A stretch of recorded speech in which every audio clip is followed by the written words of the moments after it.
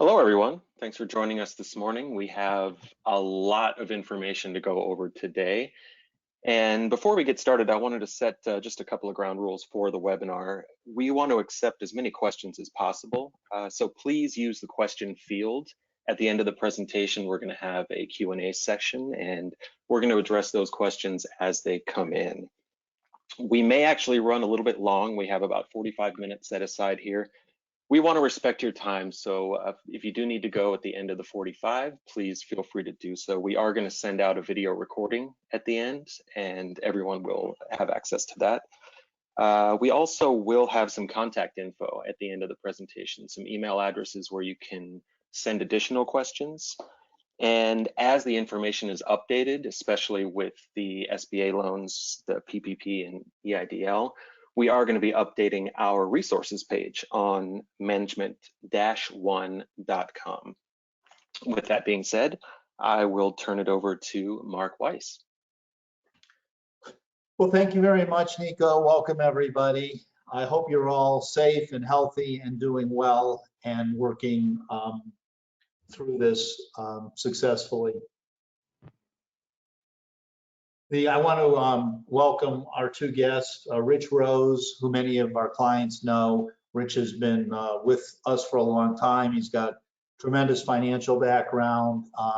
He owns Rainstar Capital Group and helps a lot of our clients, some of our clients that have cash flow issues, manage through them. And James McCoy, who is the founder of BUDGYT and was also CFO for a 25-store specialty retailer.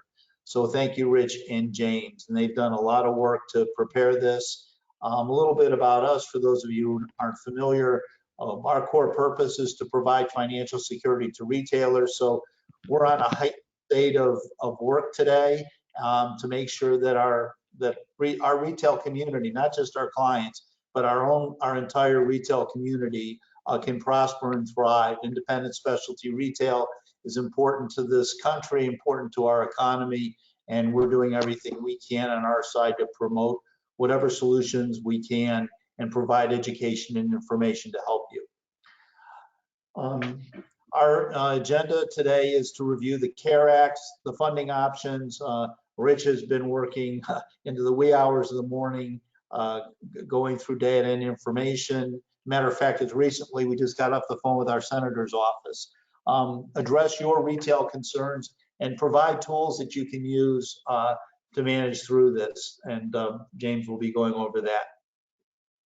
Before I turn this over to Rich, I just want to say that the EIDL and the PPP plan provide an opportunity for all retailers to work through this pandemic, and that the money that you receive, and every retailer is in a different situation. Some retailers are in very good financial shape and can weather the storm. Others, you know, every season is important to them, and one bad season can undermine their entire business. So this gives everybody a second chance. And how this money gets spent is going to be critical. And I would remind you to revisit the negotiation webinar we had last week, and we are going to have a webinar negotiating with your vendors next Thursday. We're going to have 2 affiliates, we're going to have 2 vendors, and we're going to have the CEO of Hilden Corporation. I think it's going to be a great opportunity for you to look at your payables and how you're going to work and operate with them. And the funding from the government is going to give you some leeway and some comfort to do that. So without further ado, I'm going to turn it over to Rich. And thank you for all the work you've done for us in preparing for this, Rich. Okay, thank you, Mark, and hello to everybody out there. Obviously, you've all either heard something about, know something about, heard a lot of conflicting information about the CARES Act. So I'm going to try to let you know what's live as of right now, but understand everything, if things are liable to change within the next 24 to 48 hours. And we'll be updating you through the Management One website on that as soon as we have the updates. And as Mark told you, we're in touch with congressional offices, Senate offices, Treasury Department, SBA, and banks. So we have our nose to the ground on this. So there's two main vehicles under this SBA program. There's the EIDL loan, which stands for Economic Injury Disaster Loans, and there's the Paycheck Protection Program, the PPP. So let me start with the, let's just start quickly with the EIDL. So this is an online application. It's monitored by the SBA, and that's where you have to apply is the SBA. So if anyone doesn't know where to get that application, we can let you know in our resources at the end. But it's basically an online application, pretty simple, nothing too hard on it, and everyone can fill it out. As part of this, there's an initial $10,000 that the government is saying is going to be issued within 3 days after the application. I don't know of anybody that has it yet. So as typically with the government, we're going to find that sometimes their estimations on timelines aren't exactly accurate. I will let everyone know if they applied before this Monday, the form was a lot more complicated and they're going to need to reapply again because those applications have been pretty much wiped out. So I just want to let everyone know that. And prior to Monday, they weren't allowed to ask for the extra $10,000. That came online on Monday, I believe it was. Now on this $10,000, if your EIDL loan is denied after all at the end of the thing, you're not going to have to pay the $10,000 back. And so that's the EIDL loan. The PPP, Paycheck Protection Program, that's a loan to basically the government's intent on that is to have you rehire your staff and keep people working. That's the goal of that. This loan will be forgiven.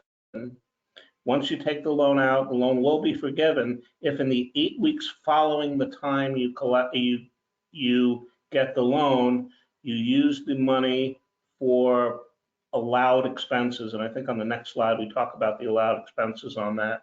Or actually we talk about it here. You can use it for payroll, rent, mortgage interest, or utilities.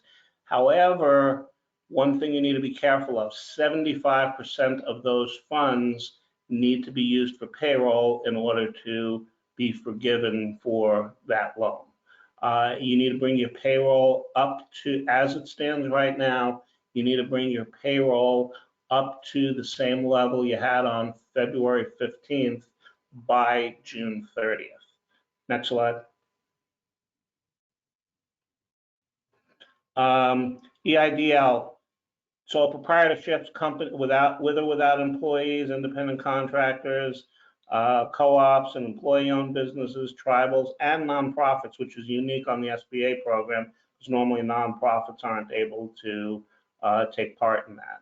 PPP program have to be in operation prior to February 15th.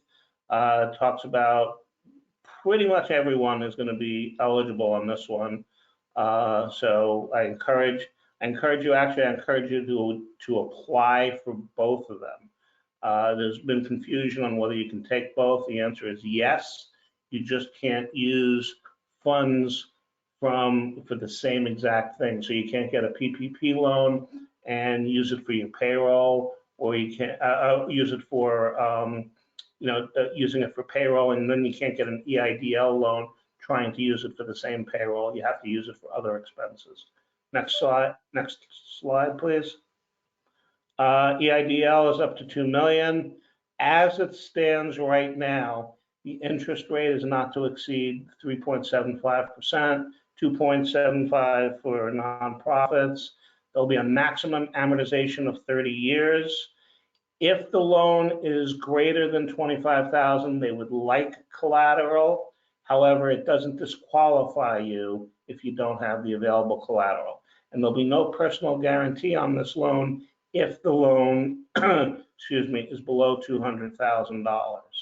Now, again, those are all subject to change.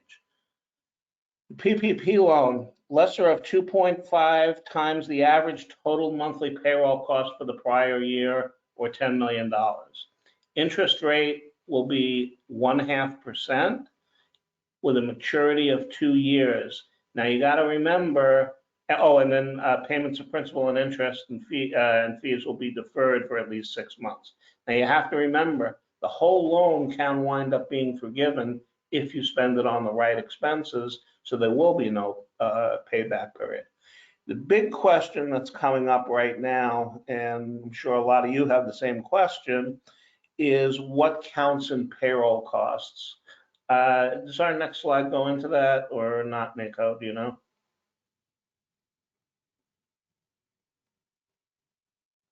Okay, it's telling you what the proceeds can be used for.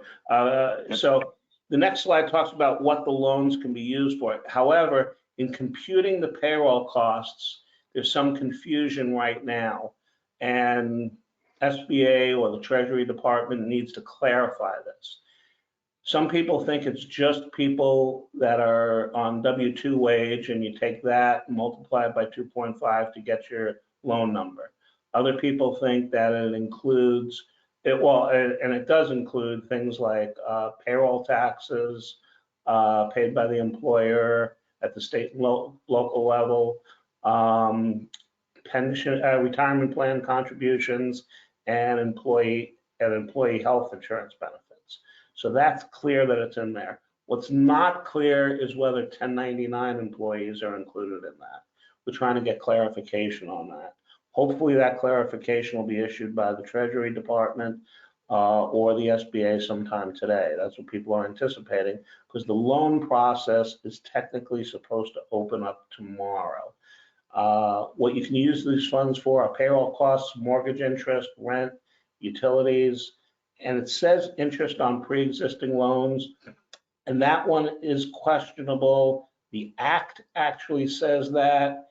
We don't know if that in practicality is actually going to happen or not. But 75% of the costs that this loan is used for in order to be forgiven must be payroll related. On the EIDL loan, that can be used to pay fixed debts, payroll, accounts payable, rent, utilities, and other bills that cannot be paid because of the disaster. So the key is we're encouraging all of our clients to apply for both, and we're encouraging them, and that will be the maximum amount that they can be able to get to help defray this through the SBA. So on the EIDL loan, there's going to be some extra qualifying requirements. There is going to be a credit score requirement. The government has not said what that is. There is going to be an ability to repay calculation. Here again, the government has not said what it is. So this is all fluid right at this point. Next slide. EIDL, as I said before, the initial 10,000 is forgiven, whether the loan is approved or not. And the PPP, the forgiveness is based on maintaining or quickly rehiring employees and maintaining salary levels. So as I said before, your salary levels need to, on June 30, need to equal what they were on February 15th. Now they know there's going to be a gradual ramp up, so those are things you're going to have to be cognizant of, and more guidance is going to be issued on that as time goes on. Forgiveness will be reduced if you're not at the full-time head count that you were on June 30, if you're not at the full-time head count that you were at February 15th. So it may be, let's say you had 10 employees on February 15th, and you only have 9 employees on June 30th. Only 90% of the loan will be able to be eligible for forgiveness, and the remaining amount won't. And as I said before, the remaining amount will have 6-month deferment on payments, and then it will go to 2 years at 0.5% interest. And as I said before, at least 75% of the forgiven amount must have been used for payroll. Next slide. Let's see, the application process. We talked about that a little bit. The EIDL, that application is up. It's on the SBA disaster.gov website. Disasterloan.sba.gov. slash ELA. That's where you need to go for it. As I understand from a webinar I attended yesterday, there's already been about 1 million applications on that. Site is a little slow. Sometimes you might not be able to complete it when you're on it. Just keep on trying. I've suggested people to do it late at night or very early in the morning when it's less crowded, when the site is less crowded. On the PPP program, supposed to be tomorrow is opening day on the PPP program. You need to go to your small business and sole proprietorships can apply on that day. Independent contractor and self-employed individuals can apply starting April 10th. Your bank should have the applications. If your bank is not an SBA lender, your bank is not participating. We actually have a, through my company, Rainstar Capital Group, we are hooked up with SBA lenders that we're going to be able to process those loan applications too. So as soon as we have that landing page for you or that information, that link for you, you can start applying online there. And terms are the same no matter where you get the loan. So that's not going to be an issue. It's going to be the same interest rate, same forgiveness provisions, should be the same documentation. And one thing we're going to talk about on that documentation, because it's not available exactly what's going to be needed to be used. The application is pretty straightforward. I would suggest for everybody to start getting all their payroll records together. And for the time period, because it's for 12 months preceding when you get the loan, I would focus on the time period April 1 of 2019 to January until March 31 of 2020. So it's not going to be your calendar year 2019. So it's going to be an oddball period. So that's where I would get your 1099 records together. I'd get your W-2 records together. I'd get your quarterly payroll tax return records together for all of that. That's what you're going to really be needing. You might need to show bank statements to prove things like health insurance payments and things like that. You probably should have a copy of your lease at hand and maybe your latest invoice from the landlord for rent. Get your utility bills together for that 12-month period. Pretty much get it together. You might not need everything, or you might, and my suggestion is get ready, be prepared, because you want to be at the front of the line, because there is a possibility that the program can be oversubscribed and too many people and they run out of money. We don't anticipate that actually happening. My belief is Congress will authorize more money if they see there's a need for more money out there. Next slide. If you have any questions about the application or problems, providing the required information, contact the SBA Customer Service Center. There's the phone number. And the if you're working, and then the PPP program, talk to your banker, you can talk to me if you're processing through Rainstar Capital, whoever it is, and we'll help walk you through it. And you can also call your SBA district offices. I will tell you, it can be frustrating. Sometimes they don't have the answers, and we'll have the answers before they have the answers. Sounds a little backwards, but that's the reality of it. Is that okay? So that's it for my section. We're going to have a little Q&A at the end. You'll have a way to contact me if you have direct questions for me on that. And the best thing I can say is just put one foot in front of the other and go forward, and we'll all get through this together.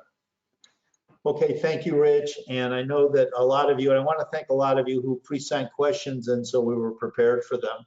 I just want to give one quick example of how regulations change. I think it was 2 days ago, the PPP repayment was 4% in 10 years, and then yesterday it switched to 0.5% in 2 years. And there's questions about that, and I know the banks aren't real happy about that. So I think that, and we have found out from the government that there are still, they're still waiting for guidance from the Treasury Department. So there's some questions we just don't have answers to. And as Rich said before, as soon as we find those guidances, we will post those on our blog site. So how do retailers work with this money? What can you do right now? And we want to talk, we're going to turn it over to James to talk a little bit about that, so that you can be in the best position to take advantage of the funds. And then we'll go to questions. James? All right, Mark, thank you so much. Nico, if you can transfer the control to me, I'll share my spreadsheet. Well, before we get to that section, the questions that we have laid out are really for all three of you. We laid out about 6 questions that we got from multiple retailers before this webinar. So I just wanted to quickly address those before we go into James' part. Okay, Rich, this would go to you. Right now, you don't need to hire employees back. You want to talk about that a little bit? Yeah, right now, the way the PPP is worded right now, you do not have to hire the employees back immediately. You just have to gradually get your staffing level up. So by June 30, it matches your head count as well as your dollar amount for payroll as you had on February 15th. And then if employees were recently laid off, it doesn't hurt you. They recognize that you probably laid most of your employees off, so it doesn't count against you that you can be ramping up for that time period. And it probably will coincide. Hopefully the money will become available by the time stores reopen in places that they're shuttered now. Yeah.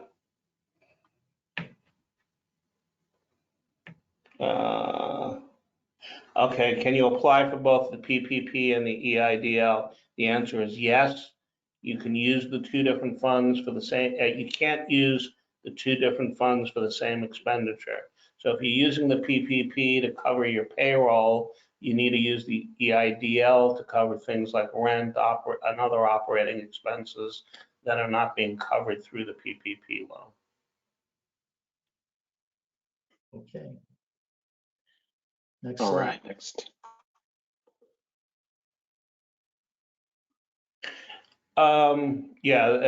This one is a good one. While furloughed, how do you handle employee insurance? That's going to be case by case with who your insurance carrier is. The hope is that if you're furloughing the employee, they'll allow the employee to stay on the insurance and there won't be any interruption of coverage and they won't have to go off and come back on. But that's an insurance company question that you need to ask your insurance agent and your insurance company.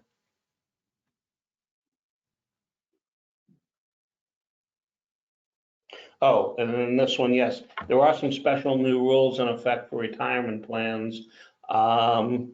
You can get a maximum annual distribution because of the coronavirus. You can get a distribution out of your plan for $100,000.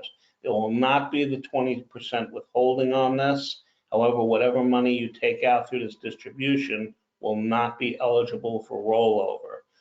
Taxes on the distribution can be spread over 3 years, and they're not going to, if you're under 59 and a half, they're not going to tack you on with a early withdrawal penalty. They'll waive that penalty.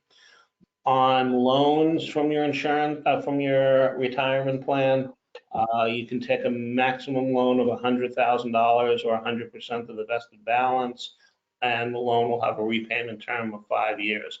A lot of you might need to amend your plan documents for that. I would suggest talking to whoever is handling your retirement plan, and they can direct you on that. But the plan amendment does not have to occur first. I think you have till sometime later in 2020 to actually do the documentation of the amendment. And what about people over 71 that take a distribution? Has that been postponed? Yes, they adjusted that because normally you have to take a minimum distribution. They've adjusted that you do not have to take it, I believe, in this year. I'm not 100% clear on all of the rules on that. Let's see if I have something here that tells me about that.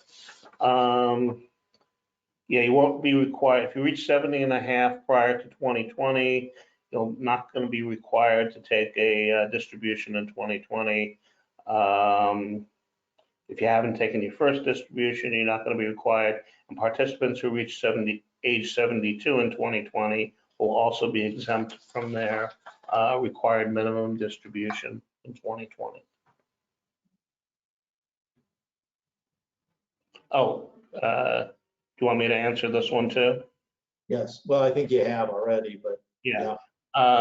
The EIDL might may be used, but not the PPP for things like credit cards during this. Every credit card provider is different. There's no standard law on it. I've found in all of the cases that I heard, you call up the credit card, they will work with you on it. So just make sure the key thing is keep in contact with them. And a lot of them are deferring payments, suspending payments, things of that nature. And they also know not to affect the credit report in most cases on these. Okay, auto debits from the landlord, I agree. Stop it immediately and switch to manual payment. If you have a post-dated check out there, make sure you stop the payment. Talk to your landlord. Some landlord, most landlords in the end, they're going to work with you. Some of them are trying to take a strong posture and saying, no, no, no. The real reality is, what is their option? They don't want to be left with a lot of empty space.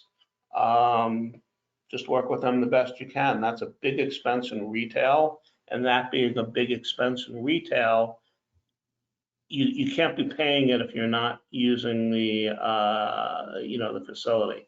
Work out something with them that's reasonable. I think M1 had a good lease negotiation. I guess Butch did it last week maybe. Look at that recording, follow things on that. But the key thing is communication. That's what I suggest on that. Okay. Yeah, and I think you kind of went over this too, but I do believe that the landlords can apply for the EIDL loans as well, correct? Yes, yes, and remind them of that. If they're saying, well, how am I going to pay my bills? Most banks that the landlords are working with, a lot of the properties have mortgages on it. Their banks are working with them. So make sure that they know that, and just work with them. That's the best you can do. Okay, now, James, I guess we were a little premature. I forgot we had gotten so many questions in this morning prior to this. We went through them and wanted to answer them during the session. So how you spend the stimulus will determine whether you're around in December. And I can't emphasize this enough.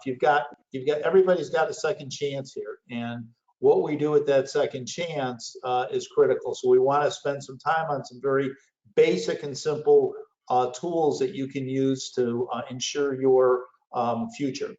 James? Okay, Mark, thank you so much. Let's see, Nico. We should probably go over some of these slides before we turn it over to you. Yeah, no problem. All right, guys. So when right now there's so little visibility on what's going to happen, right? So normally when you do budgeting, you think about your annual budget, maybe break it down by month, and you got like an M1 plan or something where you have your inventory flow and you got your sales forecasted, you got last year as a benchmark, and as you know, it's all changed. So when it comes to cash crisis mode, which is where we all are right now, you've got to break it down. Some go daily. I say we go weekly. Let's make a 12-week plan and break it down by our expenses and what potential revenues could come through, or PPL or EIDL loan or 401k loan or other sources of revenues. So that's what we're going to discuss here, is a way to get that sense of control, get your compass, your cash flow compass organized. So what are the methods that are available today for that, for you guys? I think everyone should start with a spreadsheet for sure. Get this one-page spreadsheet, outline the revenues of the cash coming in by week for the next 12 weeks, and look at what your expenses will be by week for the next 12 weeks. And you might have to create different scenarios, different versions of this. So if a lot of you have like QuickBooks or QuickBooks Desktop, QuickBooks Online, you could look at last year's April's expenses for a guideline You could look at last year's May's expenses as a guideline, like, okay, which of these expenses do I have to pay for the next 12 weeks? Which ones I don't? And so you've got to get control over that. And then you can take that information, or you could take March's expenses information to kind of protract and know what you think April and May will be. And you need to do this right away and then take a look at it every week going forward. Lastly, I do represent a company called BUDGYT Software. This is what I do for a living. So I help a little bit higher level than a spreadsheet, much higher level in a way than in the usability and the features that allow you to create budgets and do your budget actuals when you're not in crisis mode, but you need the control and visibility on a regular basis so that you can have that accountability. Try to make that process a lot easier than using Excel. So as we go forward here, I'm going to show a spreadsheet, and if you have an M1 expert retailer, reach out to them. They can help you with a spreadsheet as well.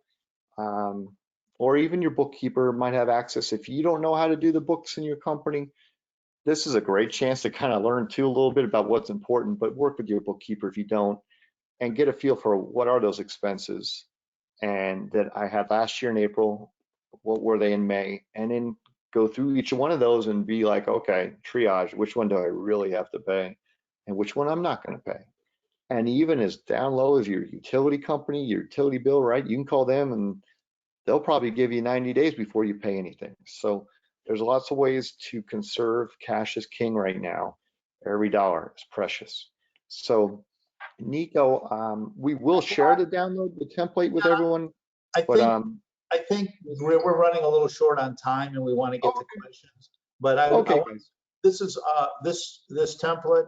Well, I want to say two things. One is this is a great time as things have slowed down and stores are closed or even traffic's down if your stores are still open, to really focus on the financial side of your business, because you're going to have cash coming in from the government. If you've got existing cash, you're going to want to use it correctly. You want to be thoughtful about it. And what we did is we came up with, James came up with a 12-week cash flow tool that gives you a starting point. It's downloadable. When this presentation's done, this will be sent to everybody. You can download the template. We're available. James, Rich, any of your Management One affiliates will be available to help you walk you through this. It's pretty self-explanatory, but you're really going to be in a position of negotiating a lot of your costs, and from your vendor costs to your rental costs to your debt costs. So, and you know, they always say the squeaky wheel gets paid, but you've got to be in control. And the best way for you to be in control is not by somebody calling you, harassing you for money, but by you visually looking at what available cash you have and what you can spend and when you can spend it. So when you're negotiating, you have talking points, and you're talking from information and data, not from fear or anxiety. So these kinds of things really do put you in control in a meaningful way. Okay. That's very good. Next slide. So yeah, I just want to say a little bit about, we're not here to sell anything, folks, but James is a budgeting expert and he's given me a lot of great insights. We endorse his product, we use it in our company. But like I said, QuickBooks has a budgeting software. You can use an Excel spreadsheet, but just the key message here is to make sure you're looking at your expenses and that you're on top of them, and that you're preserving as much cash as you can. So when you can open, you're prepared to take advantage and you can start to resupply your business. Okay, next slide, please. Nico? Yeah, I just want to let people know that, as Mark mentioned earlier, this is part of our 6-part series, and the next piece coming up next week on the 9th is going to deal with the new era of vendor relationships. So I want to make sure that everybody jumps on board with that one. We have some guest speakers coming in, as Mark mentioned, but all of these sessions before this one are still available if you reach out on our landing page, which will be included in this presentation as well. We can send you videos and slides for all of those. And we're going to try to address questions right after this, but if we don't get to your question, just feel free to reach out to us at any time. I put up the email address for Rich, for James, and always our support email address at management1.com. Wait, Nico, could I jump in for a second? Told you we're going to stay on top of things as they're happening. Just got a text from one of the huge SBA lenders, and I'll just read it as it came to me. Wow, what a mess. Just got off a conference call with the SBA. The SBA and US Treasury are having a power struggle, and this is turning into a disaster. Millions of small businesses will be lining up for loans tomorrow, yet these two organizations are fighting about process and forms. Treasury releases an app for the PPP loans, and the entire country has been filling it out in preparation for tomorrow. Our engineers have been working 48 hours straight to build an automated experience, and now the SBA is saying that that application is not complete. It's 12 hours before America's small businesses will be applying, and they still haven't released a new app for the lenders. So I know the government has said tomorrow will be the day that you can start processing PPP apps. I have a little doubt on that now that we know it's a power struggle between the Treasury Department and the SBA. So stay tuned and keep watching. Wow, the magic of live webinars. Thanks, Rich. Yeah. And you might want to check Politico Finance because they do a pretty good job of vetting their information. I'm sorry, who? What did you say? Oh, Politico Finance. Yeah, yeah. Okay, questions. Go ahead, Nico, please. All right, we have, I doubt we're going to be able to get through all of these. We have several dozen, it looks like people. I'm just going to dive right into the first few here. This one's from Brandon Hartwell.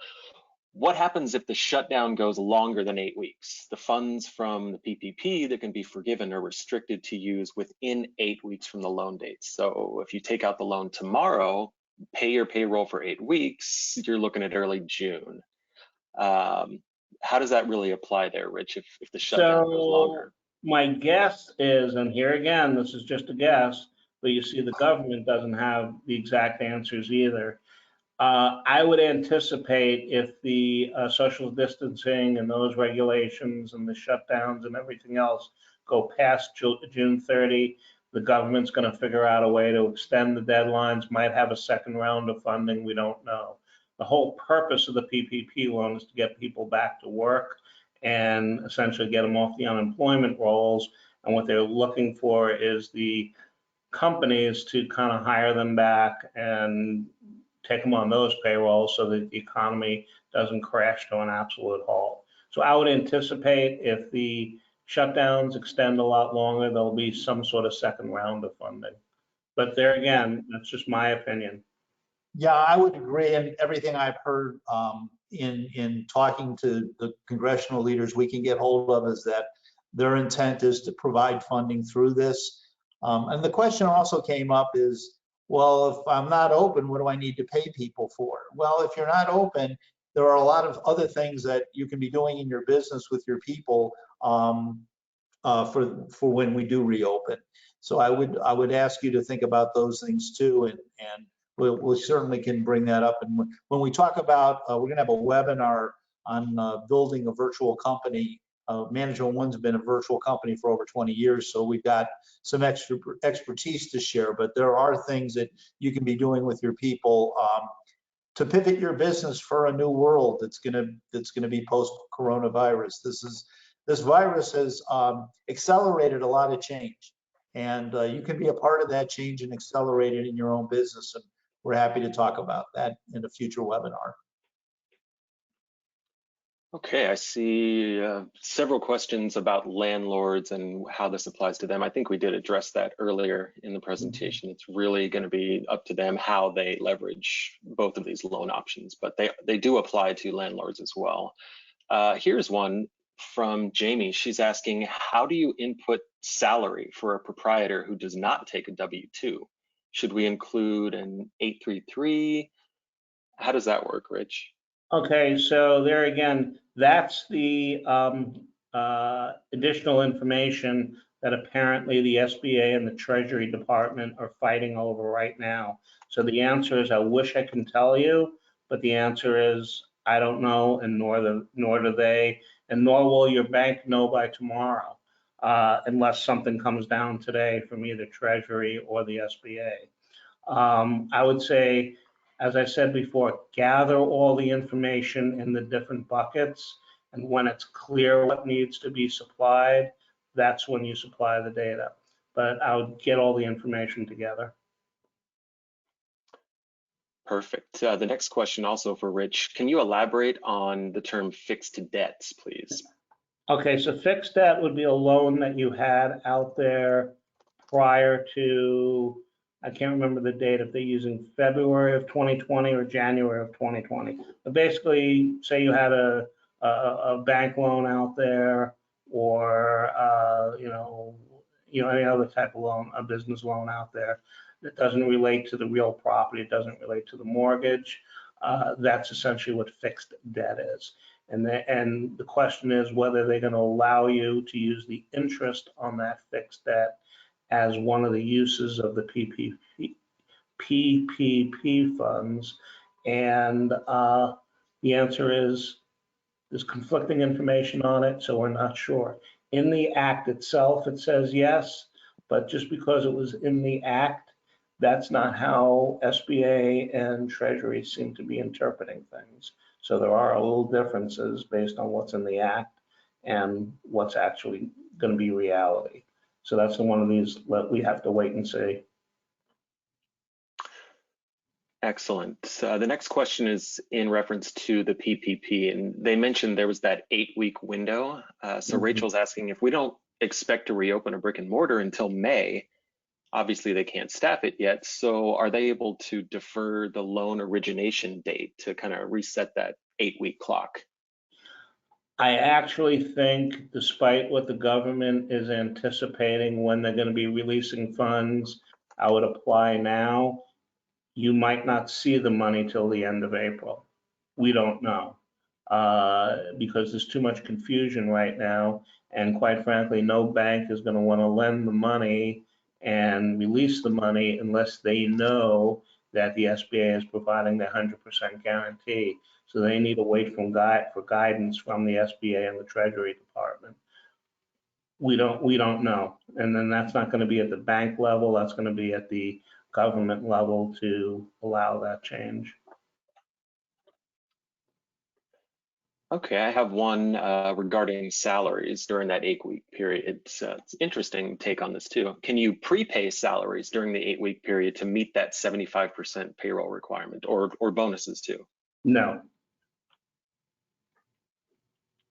Good, that was easy. And now I say an emphatic no. I've seen language that says you can't, but there again, anything is subject to change. The intent of it is not to do it. If you look at what the intent of the act, what the intent of the act is. The intent of the act is to get payroll dollars out into the hands of employees so they have money to spend to survive. So, I mean, that's the intent of the act. And, you know, the payroll that you pay them is higher than the unemployment that they're receiving. So that's a consideration too. Also regarding the PPP, and the next question here, and we might have addressed this before with the June 30th deadline, but Denise is asking, if your workforce was already reduced, but you're still keeping staff, can you only request the loan amount for the current staff? And, you know, obviously if they remain closed, the current staff employed can be in jeopardy. I'm sorry, can you say that again? I got confused in the middle of it. It was just, if your staff is already reduced, but you're keeping folks on, can you only request the loan amount for that current staff? You're not required to request a loan amount for more than you want to take.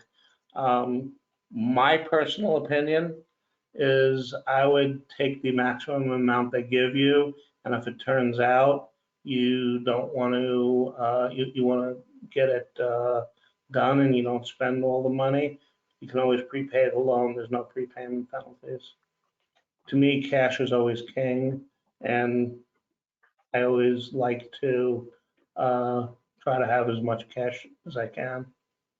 Well, especially in the PPP, because 25% of that can be used for non-payroll expenses, right? Correct.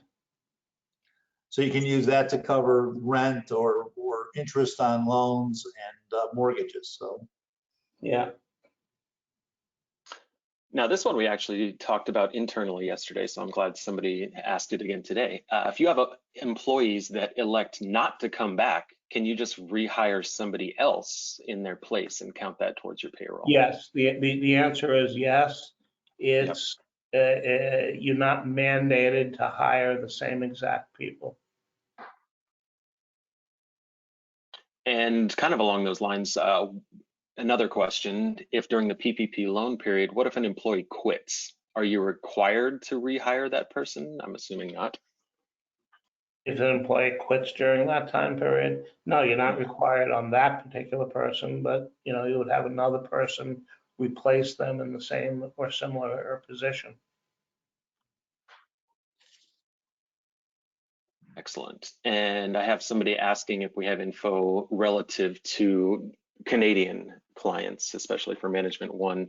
We are still gathering data on Canadian folks, but even that one is pretty much in flux. Yeah, well, basically, if you're a US employer paying a Canadian citizen, as of right now, it's clear that it's only to cover payroll of American citizens. I know Marc is actually meeting with the Canadian government about this next week. Yeah, we hire Canadians and Americans and people overseas, and we cannot. There's a Canadian stimulus package. We're not going to touch on it today. We cannot, even though we pay Canadian taxes and their unemployment insurance and their health benefits, and pay them at U.S. wage scales in U.S. dollars. We cannot apply for the funds. But I do have a meeting with the Canadian government next week to explore that, and also to we can get some information out on our website on the Canadian stimulus package. It's different. Some of it's similar, but it's different. But and we do have a lot of Canadian retailers as clients, and we're not ignoring you on purpose, but we only had time to cover one in this one. And we'll get information up on our resource page. Okay, and this one's just more of an opinion question for you, Rich. Do you see this PPP date, the June 30th, do you see that being extended? It all depends on how fast they can get the funds out. If it turns into a real nightmare, as a lot of people are anticipating right now, my guess is that they would, because their goal is not to, despite what some of us think, the goal is not to penalize people. The goal is to try to get the economy moving again. So if it makes sense in light of how fast they're getting the money out, my guess might be yes. Okay. This is another question here. Other than a possible oversubscription, is there any reason that the PPP loan would not be approved? As long as you meet the basic requirements, and I think we outlined that on one of the screens, the answer is no. It's not going to. Now, as of right now, there's no credit requirements, there's no personal guarantees, no collateral requirements. So there are a couple of questions that were asked in there, but I don't think this takes you out of the running on it. It looked for some criminal history questions, and there was one question, I can't remember if it's the EID loan, EIDL loan, or the PPP, that said something about back child support. So if you are under an order to pay child support, my guess is that could be a complication. I don't think that that's going to immediately negate you from being able to get the loan. Got it. Before I get to the next question, I did want to note the time. We're about 5 minutes over our allotment, but Rich, if you're available to stay on to take some more, James as well, we're happy to address a few more questions. If you do need to leave, if any of the attendees need to leave, we are going to be sending a video recording of the entire thing here. So this next question regards S-corps. And can an officer, which is a W-2 employee, collect unemployment for that gap time before opening? And will it affect either of the loans? It will not affect either of the loans. And my understanding is as long as they're a W-2 employee, there's no reason that they can't get unemployment. I'm not 100% sure on that answer, but I would look at your, different states might have different issues in regards to that. But the intent of the expansion of the unemployment insurance was to basically cover everybody. Got it. I think we touched on this one before. Do you suggest turning off all auto payments? I think that's a yes. Yeah. And I'd go so far as to perhaps kill a debit card that's associated with your bank accounts and get a new debit card. I wouldn't necessarily go to the extent of changing bank accounts, but some people are doing that if they had it tied to their bank account versus the debit card, and they haven't been able to talk with the person that holds that. But I would talk to your bank about that, if there's any way of stopping those auto things in your bank account. Hey, Rich, what about, well, certainly the auto loans, if you have an auto loan, you get an extension on that, a deferment. But if you do cancel your debit card and that's you have merchant services tied to that, or even your basic Venmo or PayPal, you don't want to do that. Merchant services are not tied to that. The merchant services are usually tied to the bank account. They're not tied to the debit card. Debit card is just used for expenses. Very good. James, we didn't want to leave you out too. This next question is budget related. So in putting together a budget, what do you do if you have virtually no income? I mean, the store is closed, customers can't come in, suppliers aren't putting orders in the pipeline. How do you handle zero revenue? Well, there isn't, I mean, you're gonna have the EIDL loans, so there's revenue. When's it gonna come in? You might get or qualify for the PPP loan, so there's revenue coming in form of cash. You might have third party, maybe you have family and friends that can loan you money, or you can raise money that way.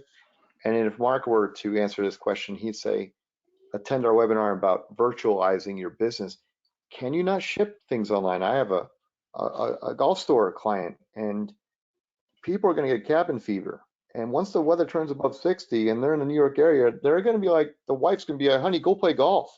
And you can. But can the golf store ship golf balls? Can we ship shirts? Can you even ship equipment if you wanted to? I think the answer is yes. So I think it just requires you to rethink things. And so there's ways to get money out of your business, out of the inventory that you have. I think people might even have virtual dinner parties pretty soon. I mean, eventually the creativity is going to go up there, and you'll be like, honey, I'm buying myself a new dress because I need to look pretty one time, because this whole thing about week in, week out is getting old. And I'm telling you, people are going to get creative. They got Zoom virtual dinner parties. There are going to be people that want to get things. They're going to be tired of looking at the same stuff, even if they're stuck in their house. So I think there's revenue to be earned if you have inventory. No, I would agree. And we probably won't go into any of that on this webinar, but we did do one previous session that was titled, Your Store May Be Closed, but Your Business Isn't. So I definitely urge folks to download the video for that one. We have some pretty creative strategies from our retailers on that end. Here's an interesting question though, because these are federal loans. So are businesses that aren't legal at the federal level, I'm in California, this person put cannabis dispensaries, are they able to apply for these loans? I'm sorry, say that again. That was for Rich, most likely. Are businesses that aren't legal at the federal level, for example, cannabis dispensaries here in California, are they able to apply for these federal loans?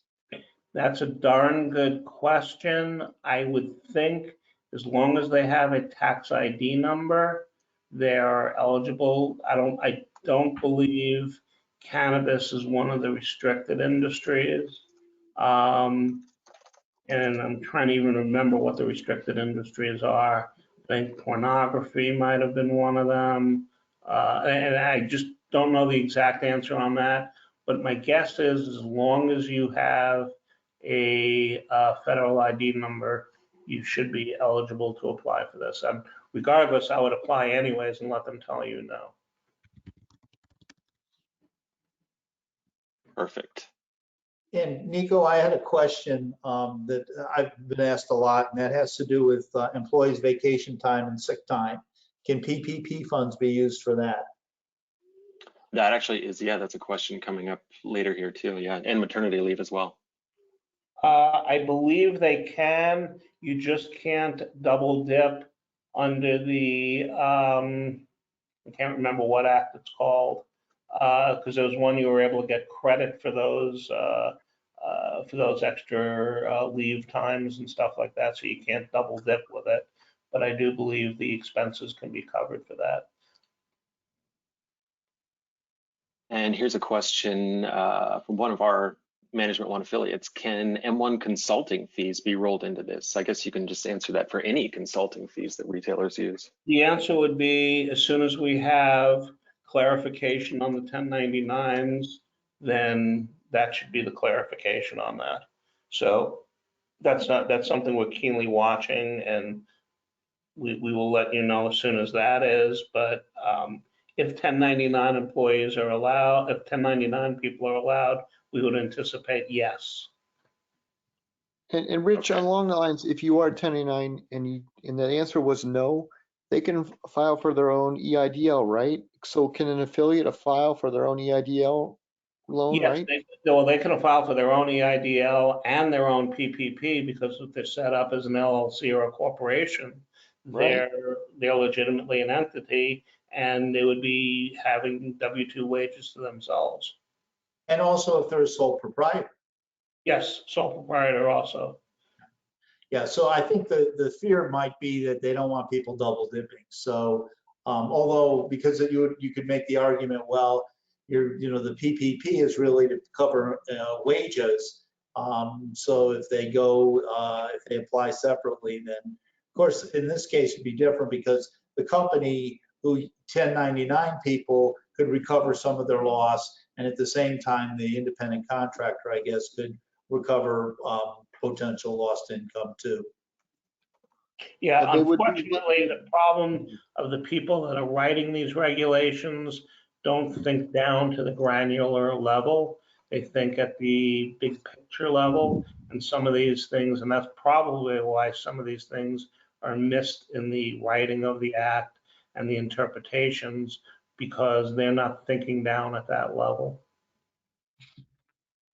at the end of the day, they would tie it to your social security number. So it would avoid double dipping that way, Mark, I imagine, right? So one way or the other, they'll know what you did. You're putting too much onus on them and thinking their computer systems are going to catch things.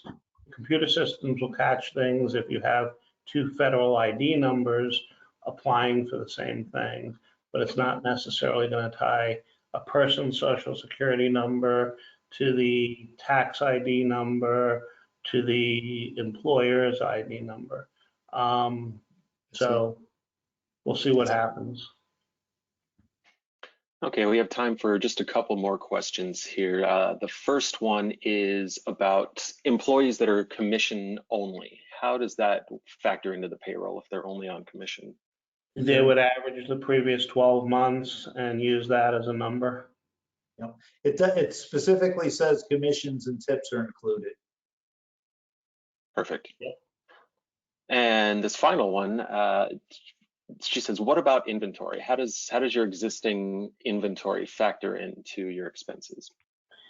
Nothing on the PPP loan. It is anticipated on the EIDL loan. They'll be, because it's supposed to cover expenses that you can't pay. What the store owner is going to be faced with, especially if they're in a season, if they're in a business that the clothing and stuff like that, that the styles are seasonal, you're going to have to work with your vendors to figure out, because right now, unfortunately, you have rotting inventory if you can't move it. And when I say rotting inventory, it's just coming out of style. And, you know, it has less worth to you. Neither of these are supposed to be dealing with that.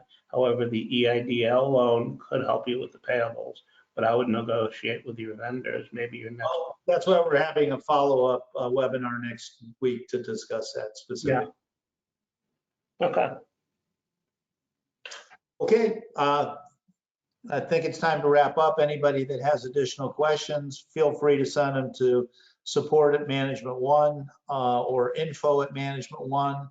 We'll post the Q&A, and also check our resource blog for ongoing information as things develop.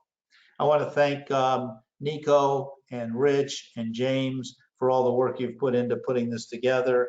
Wish everybody good health, success. I know we have both Easter and Passover coming up, and for many families, it's going to be a virtual encounter. And so I think we're all learning to live in a new world, and wish you all well and safety. Thank you again. Thanks, Mark. Thanks, everyone. Thanks.